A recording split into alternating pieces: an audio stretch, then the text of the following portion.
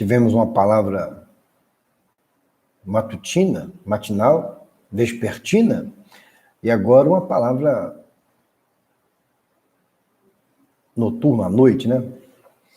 Para nós podermos meditar um pouco e dormir, descansar com a palavra de Deus. É sempre bom pregar a palavra de Deus, é sempre bom ter a palavra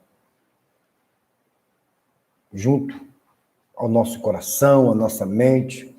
É sempre bom ter a palavra de Deus como a nossa maior revelação, quando entendemos que homens morreram, foram queimados, foram crucificados, foram decapitados, né? Cozidos, dilacerados, entregue a leões, comido por animais, por amor a esta palavra. Esta palavra, ela é a fortaleza. E a igreja não pode abrir mão desta palavra, embora nós estamos observando, muitas vezes, pouco tempo para a pregação da palavra, em alguns templos. Mais louvor, né?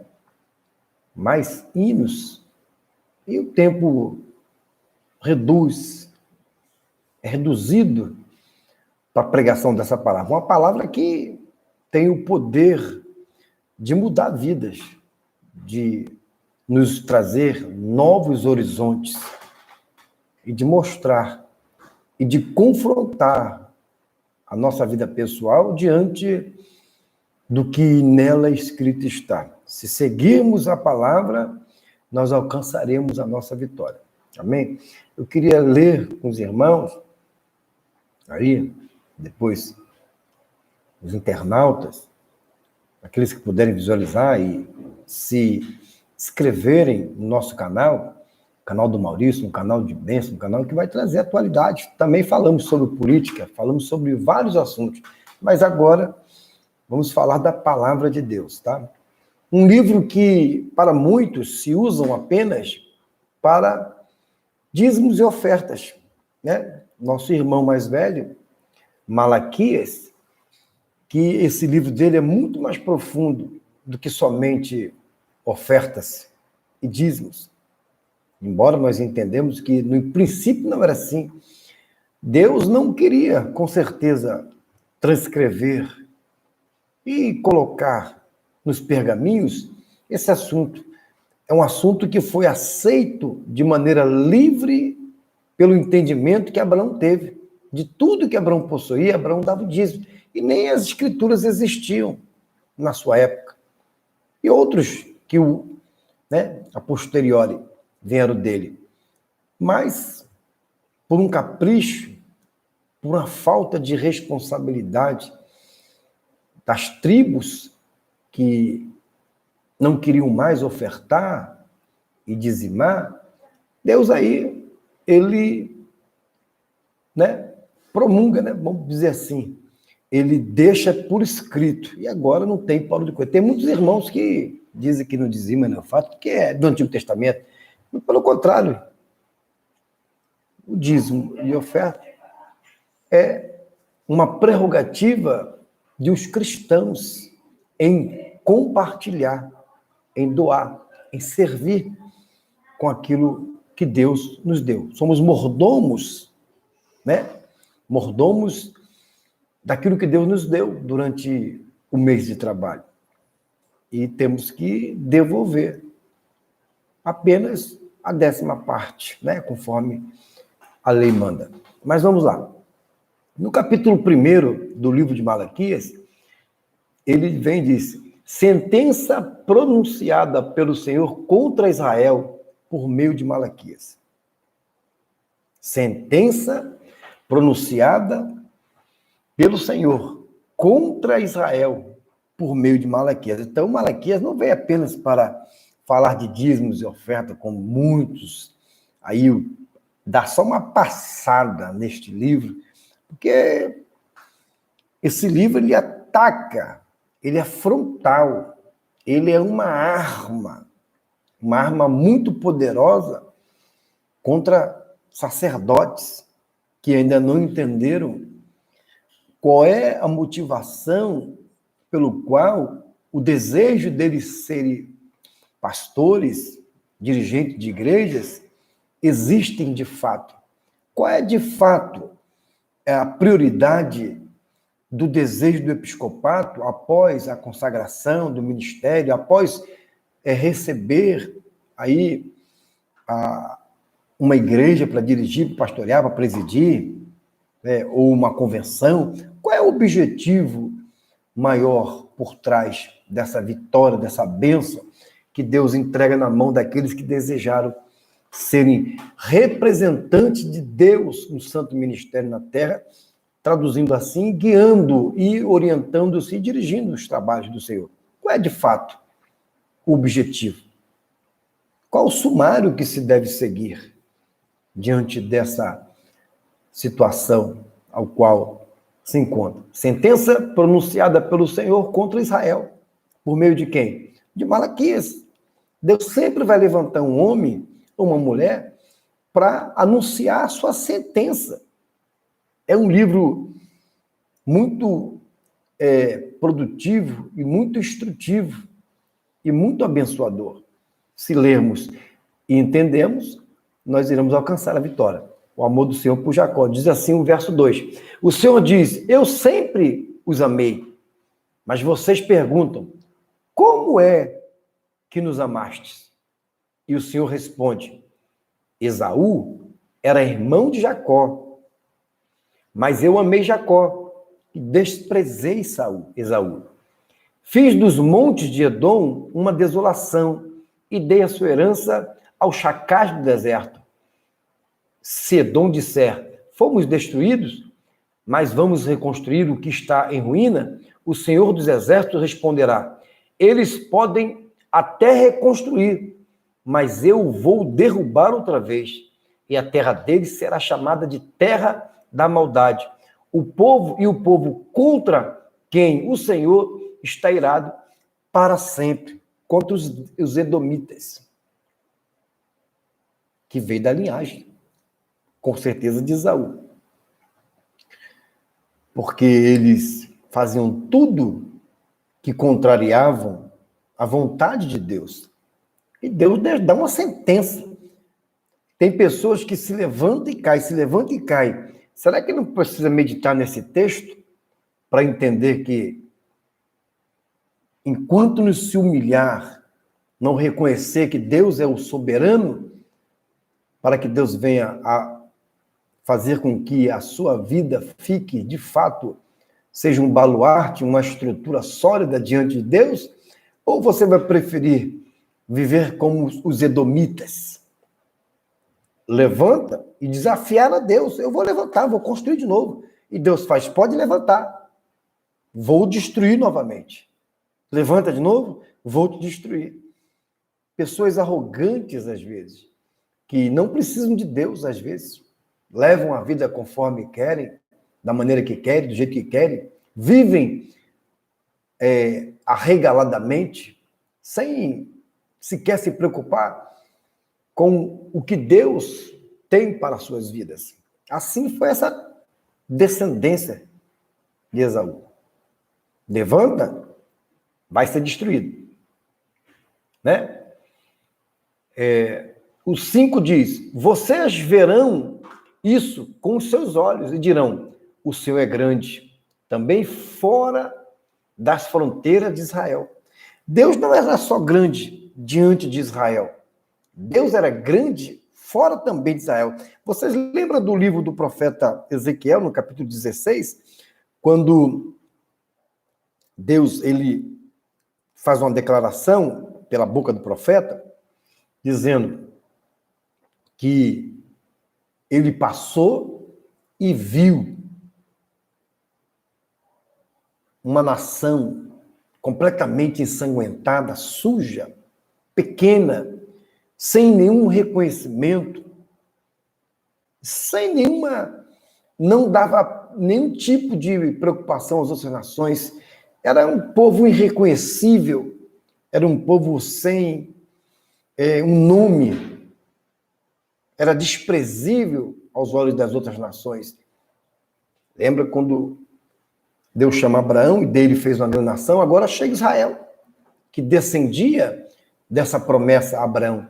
Agora um povo desprezível. Deus agora pega, cuida dessa nação, limpa, purifica, ama, põe sedas, joias, riquezas, dá um nome e o nome dele sobre eles. E de repente eles se sentem orgulhosos, aí começa a queda. Mas vamos ver isso aqui no livro de Malaquias. Por isso que eu digo que não é um livro apenas para consultarmos sobre dízimos e ofertas, mas também para meditarmos no que Deus ele está fazendo através do profeta Malaquias as suas petições. Deus também nos pede algo em troca. O que Deus quer da sua igreja, ele quer ser adorado, ele quer ser respeitado, ele quer ser dignificado, ele quer ser bem representado. Ele não quer que as pessoas tragam escândalos, né? Apresente um Deus como um Deus pequeno, um Deus inútil, um Deus que não tem nenhum poder, um Deus que não tem nada para apresentar. Deus quer que o povo dele seja um povo forte, porque Deus é forte, Deus é grande, Deus é imbatível, ele é inquestionável, ele é indestrutível. Nós é que somos falhos, fracos, porque teimamos ainda obter as nossas vitórias pela carne e pelo sangue. E a Bíblia fala que a nossa guerra, a nossa luta, não é contra a carne, nem é contra o sangue, mas é contra os principados, as potestades, é contra as trevas, né? No mundo espiritual. O que está acontecendo agora na Terra, essa pandemia? O que está acontecendo no céu, no mundo espiritual? Há uma guerra travada incessantemente. Só terá fim quando Satanás for amarrado, todas as hostes malignas forem destruídas e Jesus ele vai finalmente reinar absolutamente com todos os santos que entenderam esta palavra. Louvado seja o nome do Senhor. Diz assim, o 6, o filho honra o pai e o servo respeita o seu senhor. Aí Deus fala, se eu sou pai, onde está a minha honra? Deus faz uma pergunta para eles. Onde está a minha honra? De que maneira vocês estão me honrando? Trazendo escândalos? Trazendo com que as nações que vos cercam venham a trazer um desrespeito, um descrédito? Vocês estão se afundando? Vocês estão pecando? Vocês estão trazendo abominações? Trazendo a ira diante dos meus olhos? E ainda pergunta, né? Essas situações. O filho honra o pai e o servo respeita o seu senhor. Se eu sou pai, onde está a minha honra? E se eu sou o senhor, onde está o respeito para comigo? Deus está falando usando o profeta. Eu sou pai, eu sou senhor. Onde está, então, a honra, o respeito? Se vocês dizem que são meus servos, por que não fazem aquilo que eu mando, a minha vontade? Eu, o Senhor dos exércitos, segundo isso, né? Pergunto isso a vocês, sacerdotes, que desprezam o meu nome. Olha aqui, está falando para os sacerdotes. Até então, o povo não entrou nesse contexto. Está se referindo ao ministério. Está se referindo àqueles que tinham a responsabilidade de ser exemplo na casa de Deus, de oferecer as coisas boas, de serem exemplos diante do povo. Deus, ele pega de cima para baixo. Porque ele sabe que o povo em si, ele é guiado, ele é conduzido.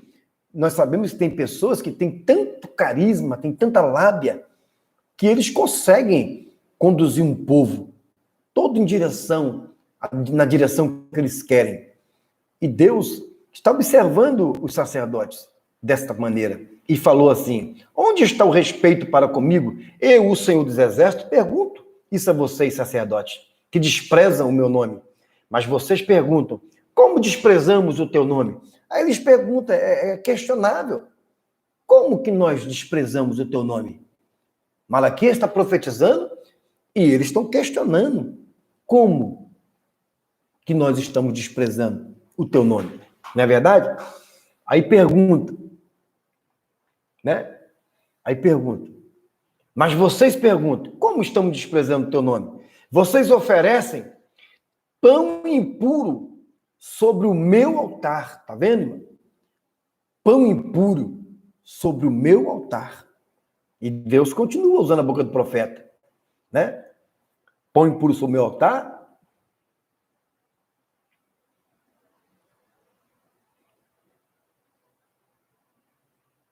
Em que te havemos profanado. Oferece o pão impuro e ainda e nós estamos te profanando fazendo isso? Te oferecendo um pão impuro? Eles estavam questionando Deus, exigindo que Deus aceitasse o sacrifício e fizesse vista grossa. Deus não precisava esquentar a cabeça. Era da mesma forma do rei Saul. Samuel, oferece um sacrifício aí qualquer, que vai haver paz entre mim e Deus. Por favor, faz esse favor por mim, que Deus vai aplacar a ira dele. Achando que um sacrifício errado ia fazer com que Deus viesse a ter misericórdia, a perdoar. Não. Malaquias foi levantado por Deus para confrontar a maneira de viver deles. Nós temos muitas pessoas que não querem ser confrontadas na igreja. Querem andar de qualquer maneira, querem testemunhar de qualquer maneira. E depois, quando vai representar a igreja em outro lugar, vocês são de onde, irmãos? Nós somos da Assembleia de Deus tal, nós somos da Igreja Batista tal, nós somos da igreja tal. Envergonhando a igreja, porque as igrejas que eles estão dando a referência, os pastores que estão recebendo, conhecem a dinâmica da igreja, a doutrina da igreja, e fica assim questionando, será que realmente, será que aquele ministério mudou tanto assim? Que eu estou vendo esses irmãos completamente escangalhados, desviados, afastados, parece que nem crentes são. Então, olha o perigo por isso que Deus falou, eu sou Deus de Israel, eu sou Deus de dentro e também de fora. Qual é o testemunho que esse povo estava dando? Os ímpios que ofereciam o seu sacrifício a seus deuses estranhos, a Baal, a Asterote, a Zera, a Marduk, esses deuses da Mesopotâmia, ele ofereciam os melhores, a melhor comida, até sacrifício humano. Crianças puras, mulheres virgens, eles sacrificavam, entendendo que estavam oferecendo para um Deus que iria resolver os problemas dele. Coisas que eles julgavam puras, santas, coisas que tinham valor diante dos olhos dele e do povo, quanto mais o povo de Deus, que aprendeu desde da criação do sacerdócio, através de Arão, o primeiro sumo sacerdote que Deus assim construiu na linhagem de Moisés, que era irmão de Moisés, mas não é porque ele era irmão de Moisés, que foi feita uma prova. Arão foi constituído sumo sacerdote, porque as varas que foram lançadas, a única que floresceu foi a dele. O sinal da vara que florescesse seria a indicação de Deus em aprovar o sumo sacerdócio. E a de Arão floresceu. Por isso que Arão foi constituído sumo sacerdote, não porque era irmão de Moisés, não porque ele vivia ali na liderança de Moisés, foi porque Deus aprovou o sacerdócio dele. E através de Arão, deu início ao sacerdócio. E esse povo não aprendeu nada, anos oferecendo sacrifício a Deus, e nada acontecia, e nada aprendia, e nada servia. Eles faziam vista grossa, achando que Deus iria aceitar. E Deus está perguntando, se eu sou pai, cadê a minha honra? Se eu sou Senhor, cadê o respeito diante de mim? E Deus vem falando, vocês profanam o meu altar, vocês oferecem pão impuro, pão imundo. Olha o que diz o 7. Vocês oferecem pão impuro sobre o meu altar. E ainda pergunto, em que te havemos profanado? Olha a cara de pau dos sacerdotes, dos líderes da igreja naquela época. É diferente de hoje, irmãos, que a gente observa muitas pessoas que não têm responsabilidade com a casa de Deus. Parece que eles nos enxergam apenas cifrando, né? Onde está o respeito dentro da casa de Deus?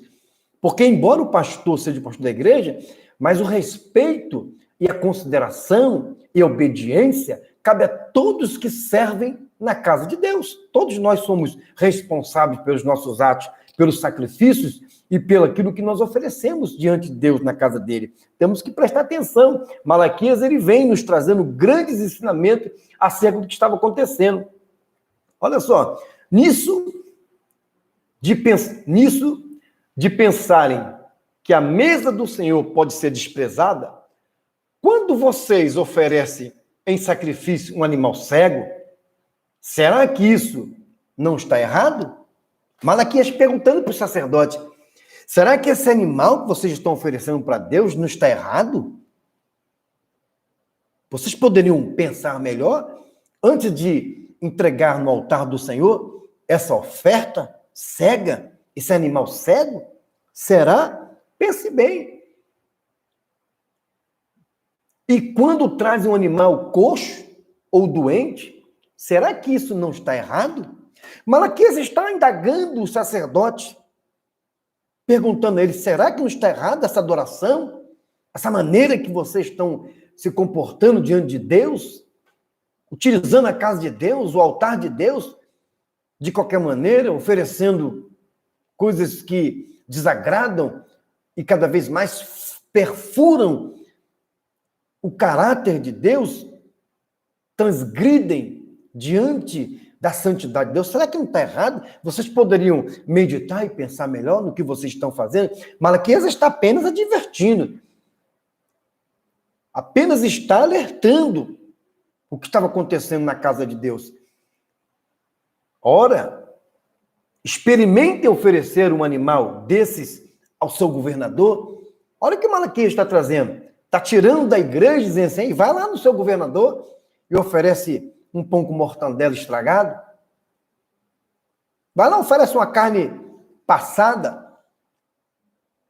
Dê lá uma oferta a ele sem valor, para o seu governador. Será que ele se agradará de vocês? Ou será favorável a vocês? Diz o Senhor dos Exércitos. Eu não entendo às vezes, irmão, tem pessoas que gastam. A igreja está precisando de ajuda na pintura, sei lá, para botar piso ou poltrona. Tem pessoas que aí vai numa reunião dessa qualquer aí as pessoas começam a falar, aí de repente vem um daqueles iluminados, né? Pedem para que os que estão presentes, se você crê, se você está aqui de verdade, se você concorda com essa reunião, prova que você concorda, vai passar aí um envelope, você põe a sua oferta, aí o valor mínimo é de R$100. Na igreja você não dá nem uma oferta de 50 centavos. Aí você vai nessa reunião, o cara tira até a última moeda do teu bolso. Será que você não tem que repensar qual o tipo de oferta que você está depositando na casa de Deus? Diz o Senhor dos Exércitos. Olha o 9.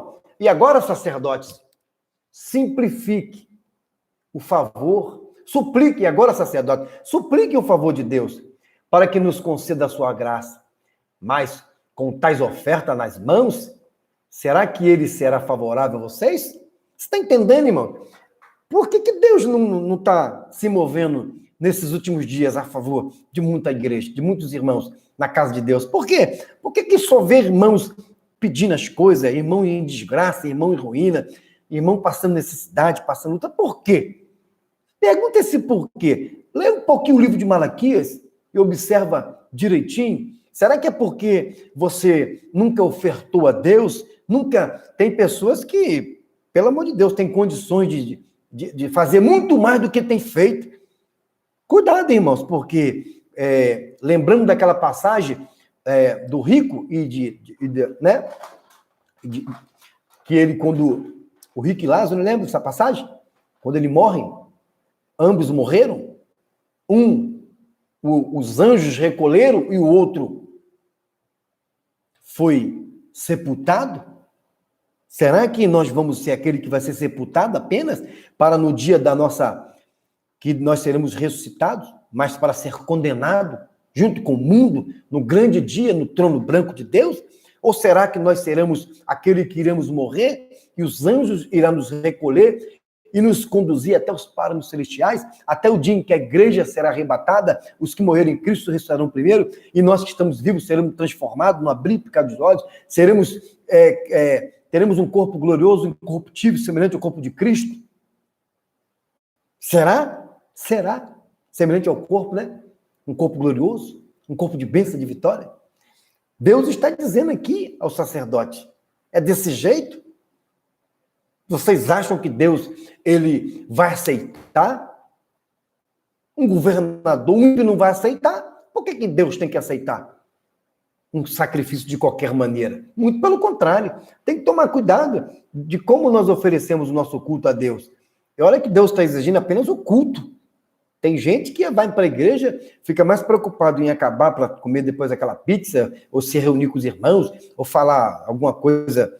Eu não sei, tantas ideias que está na pessoa, o corpo está lá, a mente está longe, né? Que a gente costuma usar esse refrão. O corpo está lá no banco, mas a cabeça está em outros lugares.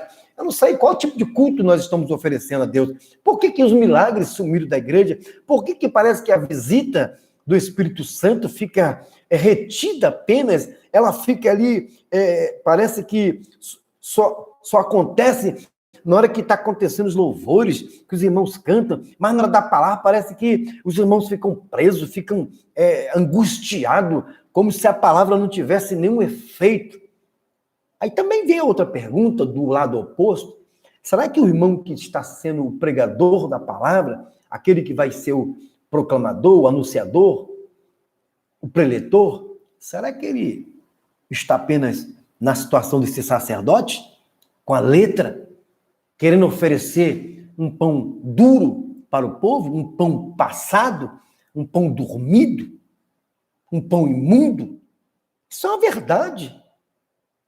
Tem irmãos que querem obrigar, às vezes, a igreja a glorificar e adorar a Deus, mandando apertar a mão, e dizendo, dá bem graças a esse. Já imaginou se parece que a igreja vai voltar a se reunir, então não podemos mais apertar a mão. Então, para esses pregadores, vai ser a morte. Eles vão morrer, vão passar mal, porque não pode mais mandar abraçar, não pode mais mandar apertar a mão. Para esses pregadores que têm esse tipo de... Porque eles acham que fazendo isso aí, olha para o teu irmão, dá uma cotovelada nele, aperta ele, balança ele, sacode ele, aperta a mão dele, dá um abraço nele. Isso aí não vai poder fazer, porque essa pandemia, para esse tipo de pregadores, ela veio para ser algo que vai incomodar. Não consegue. Parece que eles acham que a igreja, para sentir a plena de Deus, tem que fazer tudo isso. Muito pelo contrário, irmão. A palavra de Deus, ela é viva. Ela é mais penetrante do que uma espada de dois gumes. Ela penetra entre a alma e espírito e divide juntas e medulas e entra até no coração e tem poder para discernir o mais oculto e o escondido que está dentro de nós. Ela discerne, bem pregada, bem orientada e tendo a graça e sendo revelada pelo Espírito Santo na nossa mente, no nosso coração, ela tem poder de alcançar todos quantos a ouvem. Deus tem poder para fazer com que a sua igreja, sem precisar levantar a mão, apertar a mão, abre a tua boca aí, língua de concreto, não é aquelas palavras, sem precisar de todo esse tipo de situação, Deus tem poder pelo seu Santo Espírito de avivar a sua igreja, de levantar a sua igreja, de exaltar a sua igreja, de fazer com que a igreja reconheça que a presença dele é verdadeira, que a presença dele faz parte do culto. Deus, quando o louvor começa, quando os hinos são cantados, quando os irmãos testemunham, quando os irmãos estão imbuídos, estão compartilhando de maneira junta e unificada a palavra de Deus, estão adorando um único corpo, um único grupo, uma unidade em si, um bloco único, a igreja glorifica, o poder cai e o nome de Jesus é glorificado. Louvado seja o nome do Senhor. Veja só para me finalizar essa palavra. Diz o Senhor dos Exércitos, olha o 10. Quem dera houvesse entre vocês alguém que fechasse as portas do templo para que não acendessem em vão o fogo do meu altar. Olha a exclamação do profeta. Quem dera se houvesse no meio de vocês aí alguém que fechasse essas portas, né? do templo para que não acendessem em vão o fogo do meu altar. Deus está dizendo, ei, esse culto de você está todo errado. Tem vezes que parece que a igreja, irmãos, parece que todo mundo está com uma corrente, uma cruz, uma bola de ferro no pé, de fato uma língua pesada, um ouvido agravado, os olhos vedados, a mente cauterizada, o coração completamente obscurecido, completamente afastado, longe daquilo que está acontecendo no culto, não querendo participar do culto, não querendo presenciar, não querendo vivenciar, não querendo ser parte do culto. Mas Deus nem fala, quem dera se tivesse alguém lá, né? Mas Deus sempre, ele levanta os seus remanescentes. Como ele falou para Elias, quem disse que você está sozinho? Quem disse que você é o único que eu guardei, que eu reservei? Está pensando que você é a única bolachinha desse pacote dos adoradores? Pois saiba de uma coisa, Elias, eu guardei 7.000 joelhos que não se dobraram a Baal. Tu não está sozinho nessa não, meu irmão. A igreja pode ter pessoas que não têm compromisso no culto, mas tem pessoas muito mais que têm compromisso com o culto, e que o culto, ele é abençoado, o culto, ele é, de fato, vivo, porque a presença de Deus se faz simplesmente por causa desses que estão lá.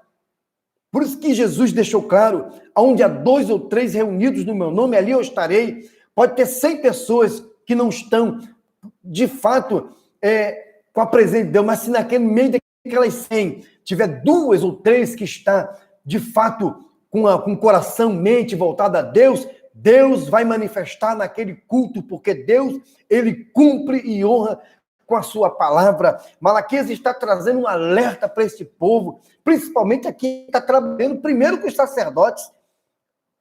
Porque se os sacerdotes estão mortos, irmãos, se os sacerdotes estão mortos, Paulo diz, a letra por si própria mata, mas o Espírito vivifica, ou seja, quando eu estou morto espiritualmente, eu vou pegar a palavra de Deus, eu vou transmitir, vou matar aqueles que estão me ouvindo.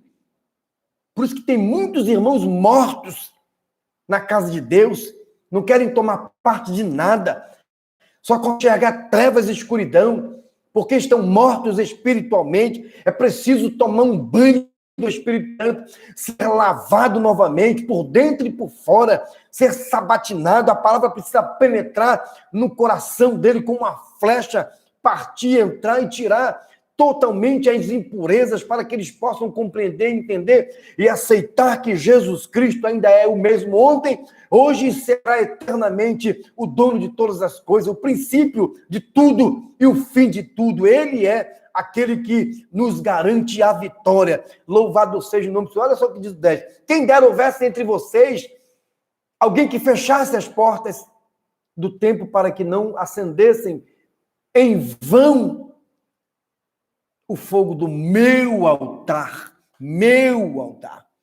do altar de Deus, a casa de Deus. A igreja pertence a Deus. Jesus Cristo disse que as portas do inferno não prevalecerão contra a minha igreja. O inimigo pode se levantar, a guerra está travada, a guerra está deflagrada já, a guerra acontece desde o dia em que o Satanás ele conseguiu derrubar o homem e a mulher do jardim. Estamos em guerra o tempo todo. Ele não dá trégua, planos atrás de planos.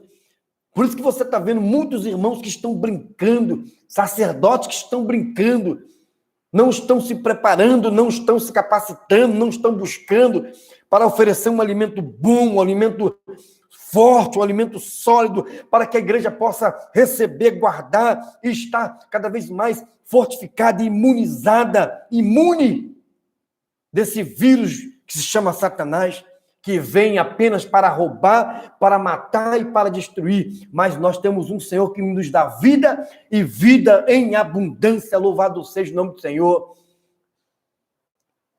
Ele diz aqui, eu não tenho prazer em vocês, diz o Senhor dos Exércitos, nem aceitarei as suas ofertas. Mas desde o nascente do sol até o poente, é grande o meu nome entre as nações. Em todos os lugares lhe é queimado incenso e são trazidas ofertas puras, porque é grande o meu nome entre as nações, diz o Senhor dos Exércitos. Embora os deles, os eleitos, os escolhidos, deveriam ser exemplos em oferecer os sacrifícios com pureza, com santidade, com respeito e com conhecimento e entendimento da sua palavra, pelo qual eles já possuíam de maneira ímpar e ingratidão. Mas eles eram os péssimos exemplos. Mas Deus fala que, ei, mesmo vocês me oferecendo sacrifícios impuros, me oferecendo coisas que não me agradam, me oferecendo coisas tentando me comprar com sua riqueza, me oferecendo animais aleijados, cegos, manchados, doentes, magros. Ainda tem povos que conseguem entender, outras nações me adoram, outras nações me glorificam, outras nações exaltam o meu nome, oferecem sacrifícios verdadeiros e genuínos na minha casa, dando praticamente um tapa na cara daqueles que deveriam ser, os que deveriam ser o exemplo de sacerdote, exemplo de adoradores, mas estavam sendo maus exemplos. Eu quero finalizar essa palavra no verso 12 que diz: mas vocês estão profanando o meu nome quando pensam que a mesa do Senhor é impura e que a comida que é oferecida sobre ela pode ser desprezada. Olha o 13. E vocês dizem ainda que canseira, e torcem o nariz para isso, diz o Senhor dos Exércitos. Oferece animais roubados, sim, irmão. Roubava animais e oferecer para Deus, fruto do roubo. Sabe o que isso aponta e nos leva? Pessoas, às vezes, que fazem negócios espúrios aí, né? Enganam os outros, e depois vai oferecer para Deus. Vai contaminar a casa de Deus, o altar de Deus. Faça isso não, irmão. Não faça esse negócio, não.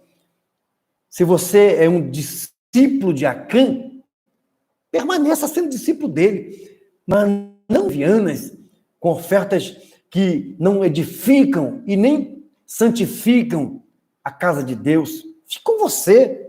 Guarde para você. A igreja não precisa disso. A igreja tem um Deus que é dono do ouro e da prata. Se a igreja precisa, Deus manda as ofertas. Oferece animais roubados, coxos ou doentes. Vocês acham que eu vou aceitar isso? O que Deus está falando? Tu acha que Deus vai aceitar isso? Às vezes o pastor cego, né? Porque a oferta é gorda, né? Uma oferta grande, enorme. O irmão vai lá e joga lá na salva. É o melhor cristão, é o homem de Deus. Mas só que esse dinheiro é ilícito. Essa oferta é roubada, é oferta de fruto de roubo. Está amaldiçoando a casa de Deus. Acha que o Senhor vai receber? O pastor pode receber da igreja, porque está de olho nessa oferta. Mas Deus não recebe. Por isso que você vê uma igreja capengando espiritualmente. Por quê? Porque o seu sacerdote, aquele que deveria ser exemplo, aquele que deveria ter uma vida no altar, uma vida regressa, uma vida pregressa, uma vida com segmento em direção à santificação, em direção à purificação, em direção à presença santa de Deus, ele se contamina, se promíscuo com coisas levianas, com coisas impuras, achando que Deus está aceitando. Deus não está aceitando esse negócio, não. Está aqui, Malaquias falando. Você está pensando que eu vou aceitar isso? Eu vou aceitar isso? O Senhor? Negativo. Não aceito mesmo. Vá usufruir. Seja como Acã, vá usufruir. Mas no primeiro sinal de derrota, a luz acende na igreja. A igreja não cresce. A igreja não sai fica só patinando. Tem alguma coisa acontecendo? Tem alguma coisa errada? O que está acontecendo que a igreja não cresce? Ah, mas a igreja está crescendo, a igreja está enorme, tem igrejas que são gigantescas. Será que é Deus que está fazendo essa igreja crescer? Ou apenas aquele que disse, que prometeu para Jesus, ei, é só me adorar, eu sou o dono do ouro e da prata. Será que tem igrejas que cresceram de maneira exuberante? Não foi aquela que submeteram a prata e o ouro que Satanás ofereceu a Jesus Cristo para ele que apenas adorá-lo, e Jesus falou, para trás de mim, Satanás, porque tu não tem nada. Tudo que tem nesta terra pertence ao Senhor. O meu Pai é o dono do ouro e da prata, e tudo que nessa terra existe não pertence a você, pertence a Deus. É Ele o dono de todas as coisas. Será que a igreja cresceu desta maneira? Ou a igreja que não está crescendo é porque está com alguns problemas em termos de sacrifícios, em termos de oferenda, em termos de adoração? É para se pensar. Esta noite, Deus está nos dando esta palavra, né? Olha o que diz aqui. Estou finalizando. Maldito seja o enganador que, tendo um animal sadio no seu rebanho, promete e oferece ao Senhor um defeituoso. Olha, aí está falando com os membros da igreja, nem mais que o sacerdote, porque o sacerdote está ali recebendo os animais para oferecer sacrifício. Aí vem um irmão rico, né? Tem uma fazenda que tem gados, é próspero. Aí ele procura o mais feio, o mais magro, o mais doente, o mais raquítico, ou aquele que está para morrer, está doente, inclusive, com a doença do carrapato, que tem muito isso no meio dos gados, ou com aquela doença da vaca louca. Tem gente que é tão perverso que até oferece um animal com essa doença, que é para que a pessoa comer a carne dele e depois se contaminar. Não pense que isso foge da intenção. Se no passado era desse jeito, imagine hoje. Olha o que diz. Tinha o melhor e trazia o pior, né?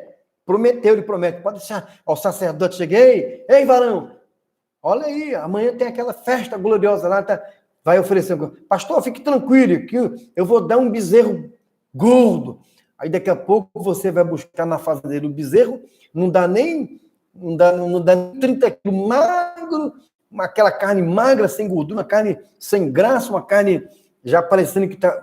É impressionante, irmão. Tem pessoas que pensam, agem e executam o plano maligno desta maneira. Eles fazem assim, mas está escrito aqui. Ó.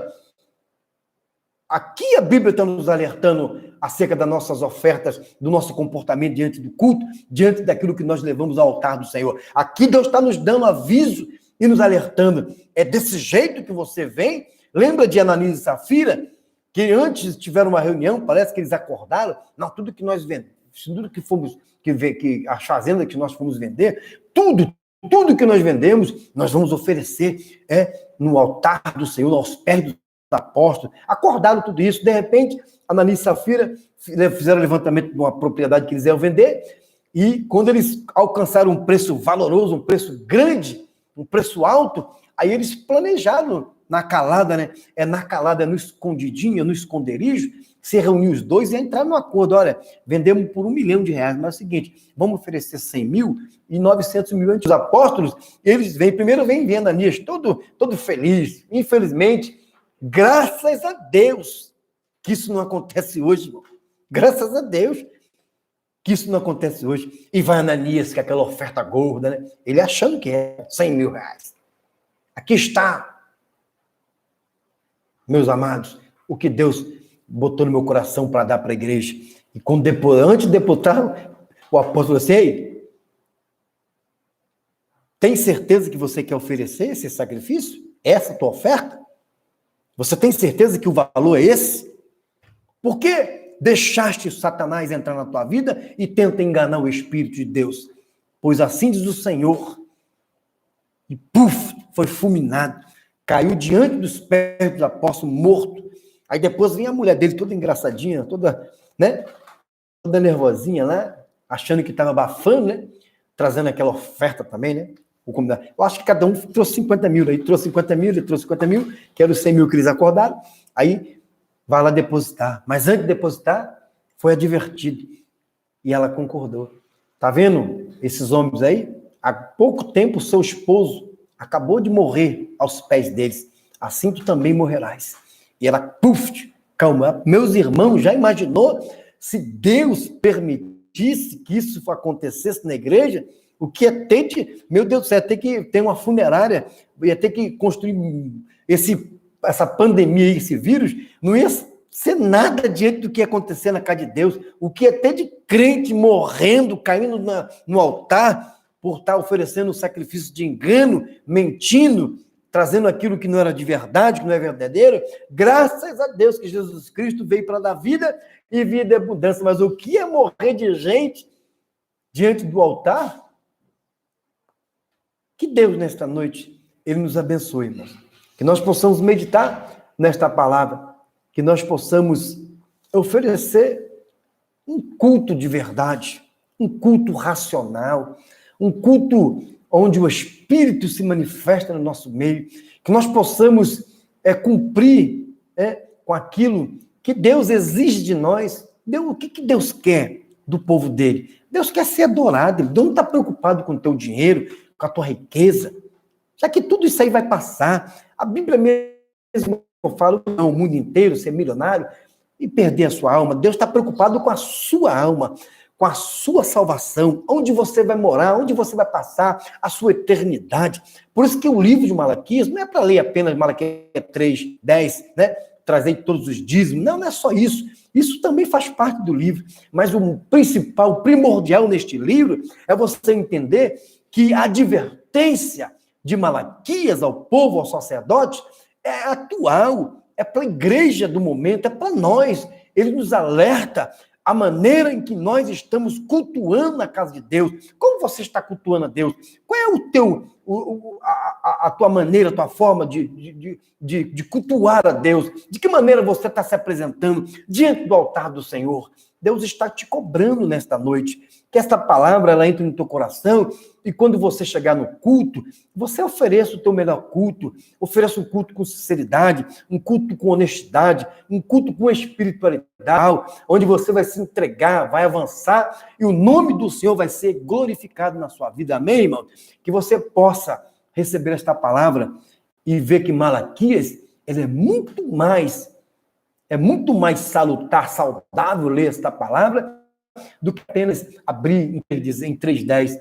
Medite nesta palavra, ofereça o teu sacrifício, leve o Espírito com o coração purificado, com a mente santificada, com os ouvidos afinados, aptos a ouvir o que o Espírito Santo diz às igrejas. É assim que diz o livro de Apocalipse, quando termina uma frase, quando termina um capítulo, ele diz: quem tem ouvido, ouça o que o Espírito diz às igrejas. Amém, irmãos? Vamos orar para Deus nos abençoar. Temos um som tranquilo. Deus, entrego aqui a tua palavra que foi pregada, Senhor. Que ela venha entrar no nosso coração e que nós possamos escondê-la para não pecar contra ti.